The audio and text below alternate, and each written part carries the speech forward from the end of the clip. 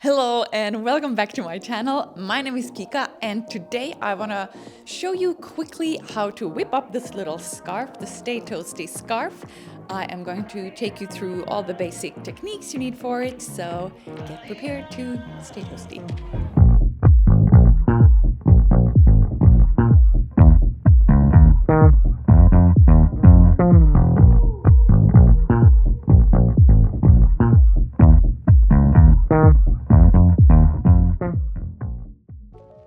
I have been wearing this first sample that I made already last autumn, actually really a lot. I wasn't sure if I'm like a small scarf person really, but I've noticed that I really enjoy wearing it and it also just brings something to an outfit. Now this one is made of a really neutral shade. I used Gepard yarn Cashmere Me, so this is a cashmere yarn, so you can imagine how soft it is. And again, cashmere yarn is pretty expensive, but you don't need a lot. So if you want to kind of splurge or you want to have like a really soft one, you don't need that many skeins of it. For this one, I used, I think it's an alpaca blend. I'll put in an image of it here by Fonti, and it has such a funny name, this yarn. I think it's called Saperlipopet.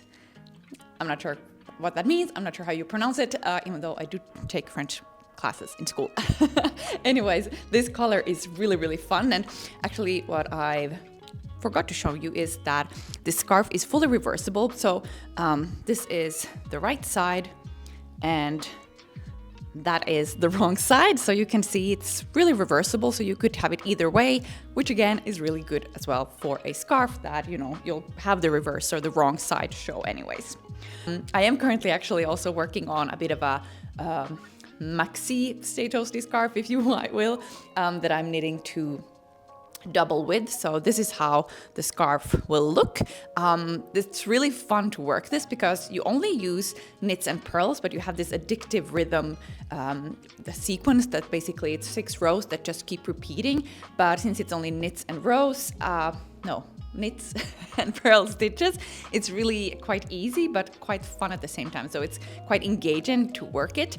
And you have this really elegant I-cord edging on both of the sides, and I would say difficulty level wise, this is maybe, I wouldn't say this is a beginner pattern, but definitely an intermediate beginner or advanced beginner pattern. So, and especially if you watch this tutorial and you can come back to it and rewatch the parts that you're feeling unsure about, I am so sure that you'll be able to master this project. Also, it's a really fun one because this is quite quick, so it's really satisfying to work it, and you don't need a lot of yarn, so this is a perfect scrap yarn project as well if you have some leftover yarns. Okay, without further ado, I think we're just gonna go straight ahead into it. This is gonna be a quick and fun little tutorial. As always, you can find the pattern. I'll put that in the description below. So I have it both on Ravelry and in my own web shop on Kutovakika.com. All right, let's jump straight into it.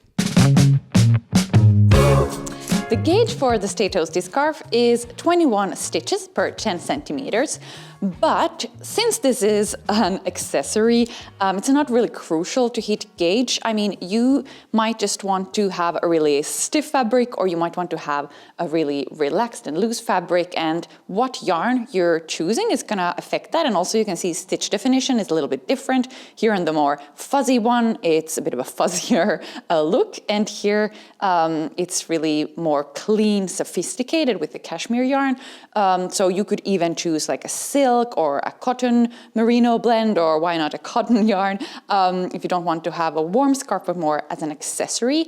And just know that the fabric, I mean, as long as you're happy with it, how it looks like, this one is very, this one is a little thinner and very soft and bendable. This one is slightly more squishy, I would say, but they both kind of serve a bit of a different purpose. And I would say this one, my gauge was maybe slightly larger, so I think this one is a little bit larger than my original one, but again, it doesn't really matter because it's an accessory, so that is more kind of, yeah, won't affect the overall design or end result that much.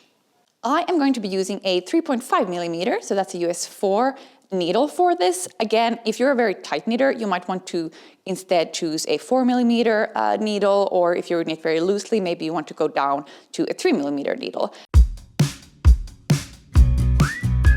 First, I'm going to show you how to shape the tip here. We're going to start by casting on 4 stitches with the long tail cast on method. So you want to have a bit of a tail here.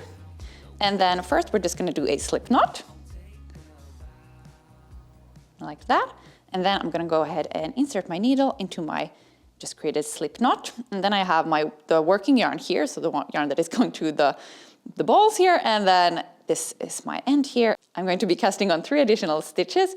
So I have just grabbed both of my yarns and then I use my index finger and thumb to go through here. And then I kind of twist them open like this. And then I just use my needle and I go in here with my thumb, kind of manipulate the yarn a little bit. So I create sort of a loop here. So I can go through that loop and I can grab this yarn. So I go over that yarn and take it through this loop that I've just created. And then I just let it go and I tighten. Then I repeat that once more. So again, I kind of create this loop where I have a tension here with my thumb and I go in with my needle over that second yarn and then I let go and I tighten and we need one more. So I do that one more last time.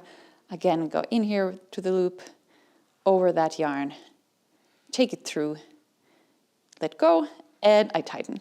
And there we have it. We have our 4 stitches. Now, what's a little bit strange or different with this beginning is that usually you would turn the work, but we're not going to do that. So you have your working yarn here on the left side, and now we're not going to turn the work. We're instead, so I'm using a circular needle. You could also use a double-pointed needle, but if you're using a circular needle, we're going to slide these stitches all the way from basically the left end of this stitch all the way to the other end of the needle. So the working yarn should be here on the left side. So this is the end. And now, so we have the right side facing you all the time, which means that now we can go ahead and grab that working yarn and we can knit all of these stitches. So I am on the right side. We've been on the right side the entire time. So we're going to now knit these 4 stitches and I make sure to tighten that first stitch quite a bit. And then I will just knit all of these stitches. All right, there I've knitted 4 of my stitches and then we're going to repeat it for row 2. So again, I have the yarn is here on the left side and I just slide all of my stitches. The right side is facing me all the time. And I repeat that. I knit again all of the stitches.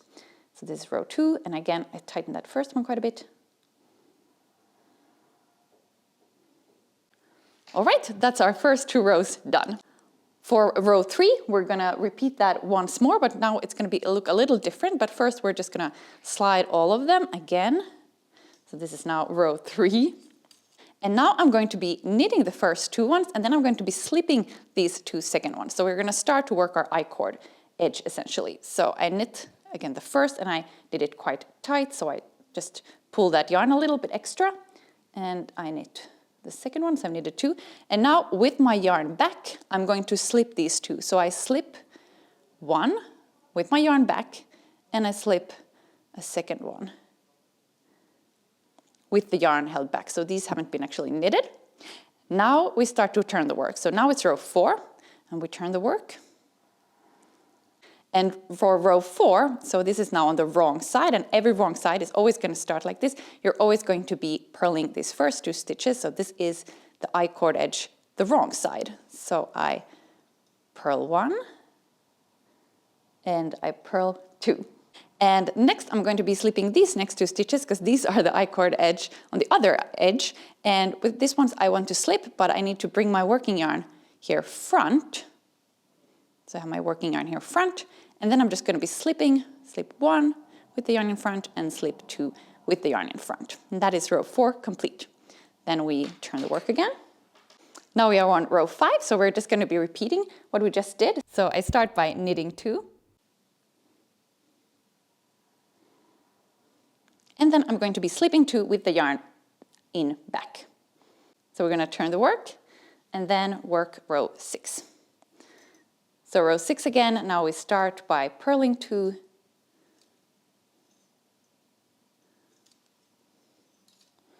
And then we're gonna slip, move the yarn, working yarn in front, and then I'm gonna slip these. And you always slip all the stitches purlwise. All right, so those are our setup rows now complete. Next, we're gonna start shaping the scarf according to chart A. So let me just show you a little bit how to work the chart. So on all our right side rows, we're going to be knitting the first 2 stitches and slipping the last 2 stitches. And all the wrong side rows, we're gonna be purling the first 2 stitches and slipping our last few stitches. But again, the chart explains this, and in no time, you'll get the hang of it. So we begin. First, I'm just going to knit the 2 first stitches. And next, I'm going to be making 1 left. So I need to insert my left needle here in the strand between. I pick that up with my needle, and then I'm just going to be knitting this through the back. And in the beginning here, it might feel quite tight, so you might also want to make sure that these first 2 stitches, that you don't knit them too tight, because it will just make it a little bit harder. And then I'm just going to be slipping this with the yarn in back. All right, so we have created our first increase. Then we're just going to turn the work, and we are going to be purling our first 2 stitches. And then I'm going to be knitting that stitch that we just increased, and then slipping with my yarn in front the last 2 stitches. And then for this one, we don't have an increase for the next row. So I'm just going to be working the I-cord edge, knitting those, purling and slipping. And again, repeating that on the wrong side, purling the first 2 stitches, and knitting and slipping. Okay, so we have completed our first little sequence. On the next row, we again have a increase, and all increases are always just make 1 left. So again, just gonna look at that strand between the stitches, knit it through the back. It's a little finicky, but it's okay. Like that. And then for this time, we're just gonna knit. And you will see that the sequence that we have, you're always going to work the make 1 left on the first knit row. I've now completed chart A. So when you've completed it, you should have 8 stitches, and that's also a really good way to keep track as you're working this scarf, how many stitches you have, because the pattern will say how many stitches you need at the widest part. So that's just a handy way to check that, just where you are essentially in the pattern. One also tip is that you can, for example, place a stitch marker on here at the beginning of the right side if you get confused, which is the right and which is the wrong side. But after you've completed chart A, and now you can sort of see a little bit this textured pattern already starting to form, you're going to move on to chart B. Now in chart B, you essentially have this increase section that you're going to be repeating, and it repeats for 12 stitches. So you always have that make 1 L after the 2 first stitches on the right side. And you're going to be repeating it X more times, and you have a little pattern repeat. So those 2 patterns, or those 2 stitches, you're just gonna be repeating always until your last 2 stitches for all the right side rows. And then when you have repeated that X amount of times and you have the widest part, you're going to be starting to work instead along chart C, which then has a decrease sequence. And I'm just gonna show you that decrease sequence on my other scarf project that I'm working. So you have that technique of just doing an SSK. I have now worked my entire increase edge. So I've worked up until this stitch marker here. So this is the widest point of the scarf. And then I've started to work the decreasing edge. So the decreasing edge is also done along the right edge, just after the I-cord. And I'm just gonna show you now how to do the decrease section. So let's just go through that. So this is something you will start doing after the increasing edge is complete. And decreases also happen always along the right edge. So first we're gonna, that I-cord edge we're gonna do, and we're gonna tighten that first stitch. Gonna knit that, then I knit my second one, and then I am going to do an SSK. And I do that, so I have these first 2 stitches, then I want to do a slip, slip, knit on. So I'm going to slip this first stitch as if I would knit it. So I go in here from sort of the left side of the stitch, as if I would knit, but I don't knit it. I just transfer it from my left needle to my right needle. Then I do the same with the second stitch. So I slip that as well, knitwise, And now I have these 2 stitches on my right needle, and now I'm gonna knit them 2 together, but I'm going to insert my left needle into both of them, like so. And then I'm gonna wrap around yarn, and I'm gonna take that through. So there you have it. We have a slip, slip, knit, and SSK. And then I'm gonna continue as normal. I'm gonna knit this row, then I'm gonna knit the second row, knit the third row, and then do the little rib sequence here. This is the decrease section you're going to be repeating. So this is chart C that you're gonna work up until you have 8 stitches left in total on your needle. And then you're gonna move on to work according to chart D. Thank you so much for watching this quick little tutorial. I hope it will be helpful and maybe it'll inspire you to knit your own little Stay Toasty scarf. As I mentioned, I am also working on a bigger one.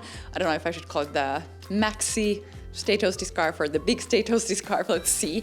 And I'll probably be able to release that pattern very soon after this goes live. It's all the same techniques essentially, but it's one that you can then maybe also use, or my vision is that I can also use it as a hood scarf sort of. So yeah, that I'm very excited about. I am just very addicted to this simple, the stitch pattern essentially for the Stay Toasty scarf. As always, you can come and say hi. I'm over at Kutovakika on Instagram. I would love to see your Stay Toasty scarf, so do make sure if you post online to use the hashtag Stay Toasty Scarf. And of course on Ravelry, it's really fun. You can go and browse all the projects from other knitters who have completed this scarf. All right, I will leave all the links to the patterns below in the description box. And happy knitting, and I'll see you in the next one. Take care. Bye.